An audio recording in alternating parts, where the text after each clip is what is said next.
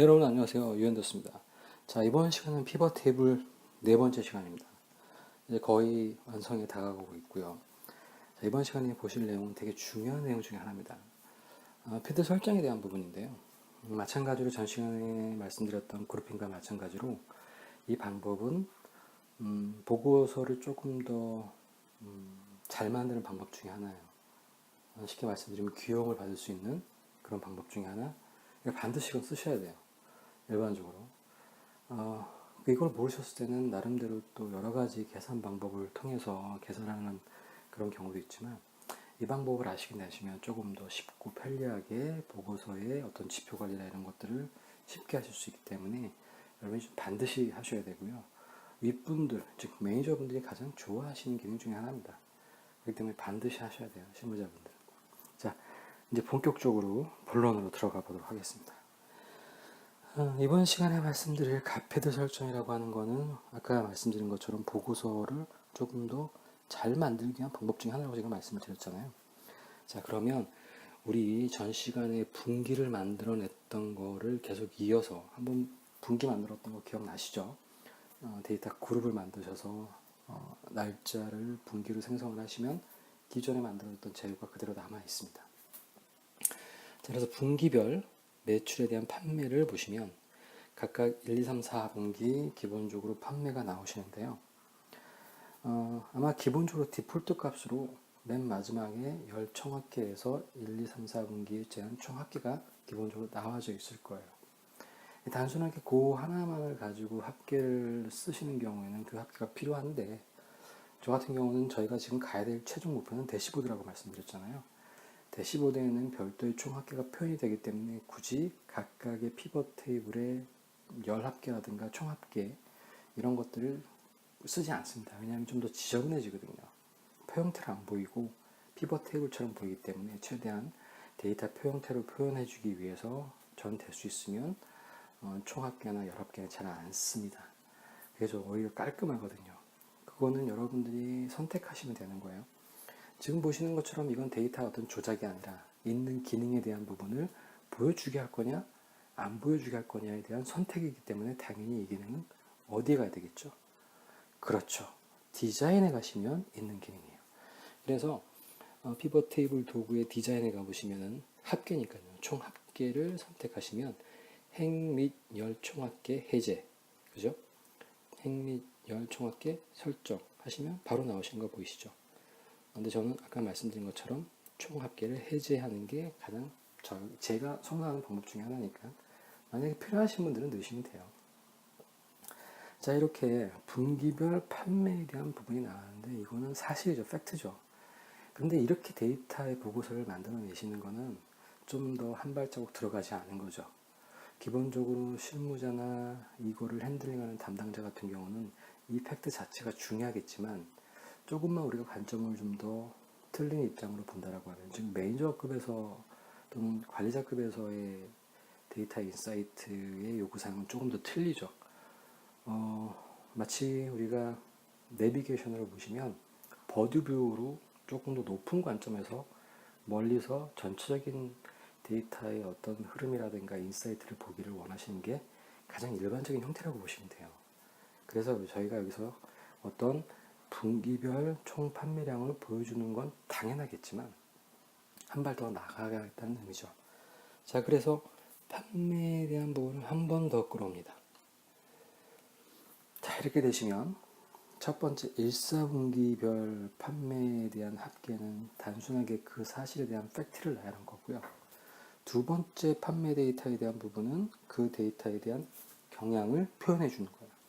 자, 이거에 대한 방법은 어떻게 표현을 하냐면 갓패드 설정에서 갓표시 형식을 바꿔주는 게 가장 일반적인 형식이라고 보시면 돼요. 그래서 데이터 형식을 바꿔주는 측면에서 그 항목은 어디서 우리가 설정을 하시냐면 방법이 세 가지가 있습니다. 가는 경로가요. 자, 첫 번째는 해당되는 데이터 내부를 선택하시고 오른쪽 마우스 클릭하시면 갓패드 설정이 있고요. 첫 번째 방법이요. 두 번째는 피벗 테이블 필드 항목에서 보시면 콤보 버튼을 누르시면 갓패드 설정이 있으시죠. 자, 그 다음에 세 번째 방법은 분석, 데이터 테이블 도구의 분석에 가보시면 활성 필드, 즉 활성 필드라고 하는 건 합계 판매 2가 지금 활성화되어 있죠. 제가 지금 셀렉팅하고 있는 필드죠. 활성 필드에 필드 설정 누르시면 여기 보시는 것처럼 이렇게 똑같이 내용이 나와져 있습니다. 자, 그러면 여기에서 기본적인 디폴트 값은 값 요약 기준의 합계 개수 평균, 가장 기본적인 함수 제공되는 데이터 표시 형태가 있잖아요. 근데 저희가 한 발 더 나가는 거기 때문에 그 표시 형식을 여기서 제공되는 값 표시 형식으로 바꿔주는 겁니다. 여기는 되게 많은 내용이 있어요. 자, 보시면 총 합계에 대한 비율. 총 합계에 대한 비율이라고 하는 건 뭐냐면 총 합계에 대한 각각의 분기별, 총 매출량에 대한 각각 분기별 얼마만큼 포션을 차지하고 있는지를 보여주는 거죠. 자, 그래서 총 합계의 비율을 선택해 주시고 확인을 누르시면, 자, 이렇게 보시면 느낌이 또 틀리시죠. 전체 매출액의 3, 4분기가 39.45%를 차지하고 있는 거예요. 만약에 합계 판매 2에 대한 지표가 없다라고 하면 단순하게 합계에 대한 썸만 가지고는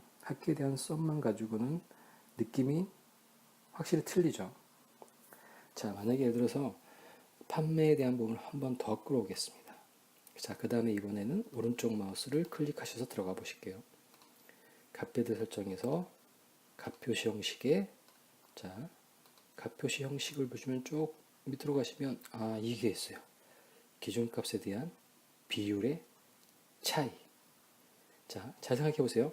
기준값에 대한 비율의 차이이기 때문에 만약에 예를 들어서 전분기를 기준으로 해서 전분기 값에 대한 비율의 차이라고 하는 건 결국 뭐죠? 성장률이죠. 각 분기별 전분기 대비 성장률을 나타내는 거예요. 그렇죠? 자, 그래서 비율의 차이를 선택을 하시게 되면 기준값에 대한 비율의 차이이기 때문에, 자, 어떤가? 자, 1, 4분기를 선택하시면 1, 4분기하고 1, 4분기하고 비교하니까 기준값이 없겠죠. 그 다음에 1, 4분기 픽스 값이니까 1, 4분기와 2, 4분기를 비교하겠죠. 자, 그게 아니라 이제 만약에 이전이라고 하시면 1, 4분기는 1, 4분기 이전이 없기 때문에 당연히 값이 없겠죠. 그러나 2, 4분기는 1, 4분기를 기준으로 해서 기준값의 비율에 대한 차이, 즉 성장률을 얘기하는 거죠. 2, 4분기는 3, 4분기 기준이 되는 거고 3, 4분기는 4, 4분기 기준이 되는 거죠. 자, 이렇게 해서 이전 값을 기준으로 해서 분기, 기준 필드는 분기인데 당연히 다른 값에 대한 기준으로 당연히 안 되겠죠. 자, 확인을 누르시면 지금 보시는 것처럼, 자, 보세요. 지금 보시면 똑같은 값에 대한 표현이요. 자, 지금 보시면 얘는 뭐였죠? 그냥 단순한 합계였죠. 두 번째는 합계에 대한 각각의 분기별 비율이었어요. 그런데 전분기 대비 성장률을 보시면 1, 4분기는 성장률에 대한 의미가 없죠. 근데 2분기는 1, 4분기 대비 19.15% 성장한 거고요. 3, 4분기는 2분기 대비 64.18% 성장했어요. 그런데 4, 4분기는 어떻게 됐죠? 전분기 대비 마이너스 58.75예요. 인사이트가 완전히 틀려지는 거죠. 단순하게 데이터의 분기별 총 합계와 그 다음에 합계에 대한 비율로 봤을 때와 지금 보시는 것처럼 전분기 대비 비율의 차로 봤을 때는 엄연하게 틀린 거예요. 그렇게 되면 첫 번째 판매 합계에 대한 기준에 대한 부분은 단순하게 그냥 썸만 나왔지만 세 번째 판매 합계에 대한 부분은 뭐죠? 전분기 대비 성장률이 나왔기 때문에 여러분들이 이 계산을 하시려고 하실 때 되게 복잡한 수식을 써서 함수를 늘리시는 방법보다는, 수식을 늘리시는 방법보다는 간단하게 클릭만으로도 얼마든지 그 내용에 대한 부분을 여러분들이 만들어낼 수 있겠죠. 자, 데이터 인사이트를 어떻게 볼 것이냐. 자, 그런 의미입니다. 자, 그래서 정리를 이제 해드릴게요. 우리가 어떤 데이터의 인사이트를 조금 더 다른 형태로 보고자 할 때, 즉 관점을 약간 좀 틀리게 보고 싶을 때, 일반적으로 보고서의 형태를 이렇게 단순하게 어떤 값만 보여주는 게 아니라 기준값에 대한 비율, 총합계에 대한 비율, 그 다음에 누계, 이런 식으로 표현되는 것이 바로 경영지표 관리를 위한 여러 가지 수식들을 뽑아내는 방법들을 피벗 테이블은 기본적으로 제공하고 있다는 거죠. 그렇기 때문에 이 기능은 비즈니스를 기본적으로 업무를 보시는 분들은 뭐 기본적으로 반드시 아셔야 될 기능 중에 하나예요. 그런데 이러한 기능들을 사실상 많이들 모르시고 그냥 수식으로 만드시는 경우가 너무나도 많다는 얘기죠. 자, 이제는 그렇게 하실 필요가 없습니다. 지금 보셨던 이러한 기능에 대한 부분을 가지고 여러분들이 구현하시면 됩니다. 값필드 설정에서 값 표시 형식이죠. 자, 여기에서 어떤 값들이 있는지 한번 여러분들이 쭉 한번 확인해 보셔야 될 것 같아요. 총합계, 열합계, 행합계, 그 다음에 상위 열합계 비율, 상위 행합계 비율, 상위 몇 퍼센트, 누계, 누계 비율. 뭐 누계나 누계 비율 같은 경우는 보통 저희가 어떨 때 많이 쓰죠. ABC 차트 분석을 할 때 누계는 반드시 들어가죠. 누계 비율 이런 거 반드시 들어간다고요. 누계 비율을 만드시려고 하시면 수식으로 여러분들이 고정값, 그다음 두 번째 값은 구간값에서 풀어줘서 또 표현하셔야 되고 되게 복잡하거든요. 번거롭고 수식을 또 주셔야 되고 순환참도 주셔야 되고 되게 복잡하다고요. 단순하게 클릭만으로 이렇게 되는 기능을 왜 이렇게 복잡하게 쓰려고 하시는지. 그렇죠?